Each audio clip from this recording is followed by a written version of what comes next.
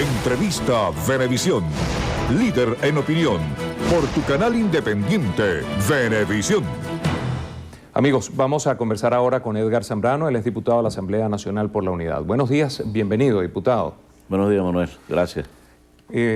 La agenda política del país está marcada por la salud del presidente y por lo que ya hemos escuchado del vicepresidente Nicolás Maduro, está mejorando y está recibiendo quimioterapia, está recibiendo su tratamiento para el cáncer. Bueno, lo mejor que podemos esperar los venezolanos es que el presidente se reponga y asuma su oficio, ejecute lo que ofreció a los venezolanos el 7 de octubre, su programa de gobierno. Pero lamentablemente lo que hemos tenido es un mal manejo de esta situación, un secretismo que le ha hecho mucho daño, incluso al propio país, porque mantener una expectativa de manera permanente sobre la salud del presidente, un presidente que no vemos hace tiempo, un presidente que se fue a Cuba caminando, dirigiéndose a los venezolanos y llega en silencio y ausente. Es una situación bastante incómoda para el escenario político nacional y seguramente la fuerza de los hechos, la propia insistencia de factores de la sociedad democrática venezolana tendrán que tomar una decisión y expresarle al país qué es lo que realmente está pasando con el presidente.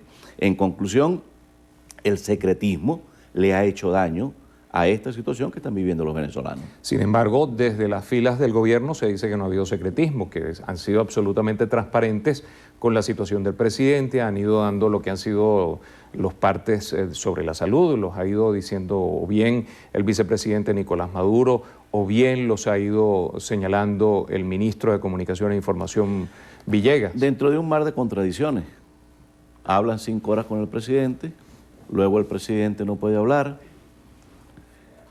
unos partes que realmente es una especie de documental novelado en forma de goteo, porque no hay allí una información realmente veraz sobre la situación del presidente. El presidente mejora, el presidente continúa mejorando, el presidente persiste en la infección, el presidente se está curando de la infección. Tú no tienes realmente un parte médico que le diga a los venezolanos qué debemos esperar del presidente de la República. Porque recordemos que no estamos hablando de un paciente cualquiera, estamos hablando de la primera figura del país, del primer magistrado nacional, del presidente de los venezolanos. Entonces allí entra en juego ese secretismo que el gobierno ha manejado de manera muy torpe, porque ¿qué les cuesta decirle la verdad al país? Las lecturas políticas que se puedan tener producto de esta situación son perfectamente al día.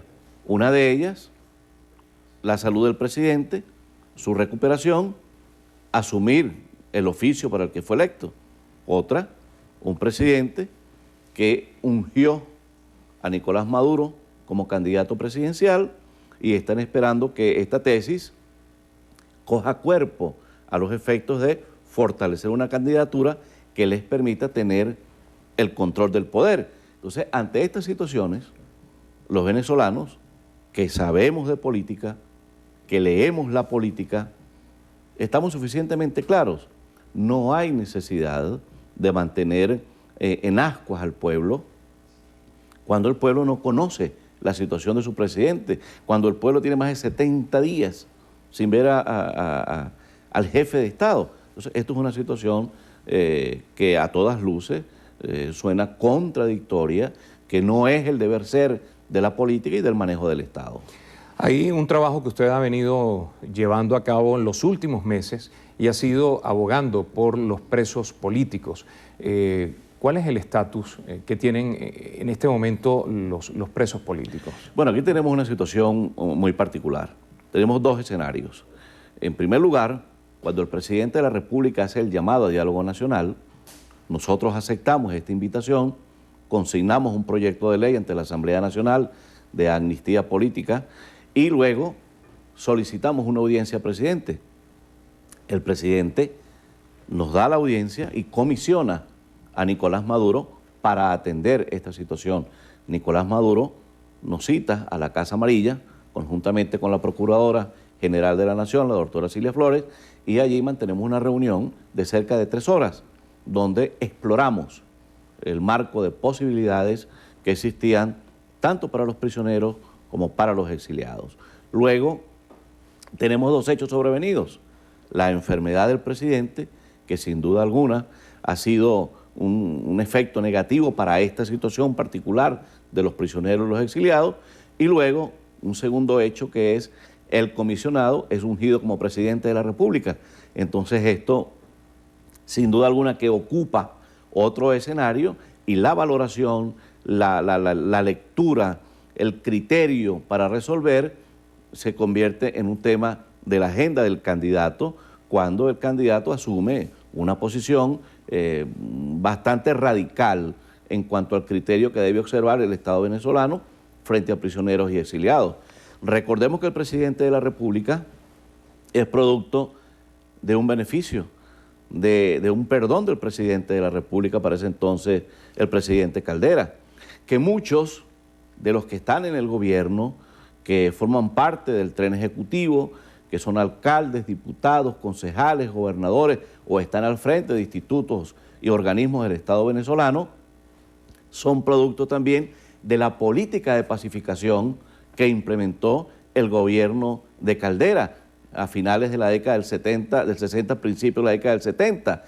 Bueno, nadie está reclamando en este momento, en escenarios donde murieron policías, guardias nacionales, soldados, funcionarios de los organismos de seguridad del Estado, civiles y guerrilleros, nadie está reclamando venganza, porque el llamado a diálogo que hizo el presidente de la República es precisamente un reposicionamiento de la política venezolana, es pasar la página y sentarnos a dialogar con inteligencia en beneficio de los temas más importantes del país. Nos queda muy poco tiempo, sin embargo quisiéramos saber qué es lo que está pasando en las instancias internacionales con respecto a este tema. Bueno, ante el silencio del Ejecutivo, ante el silencio del comisionado por el presidente de la República, Nicolás Maduro, pues nos hemos visto en la necesidad de acudir a los organismos internacionales.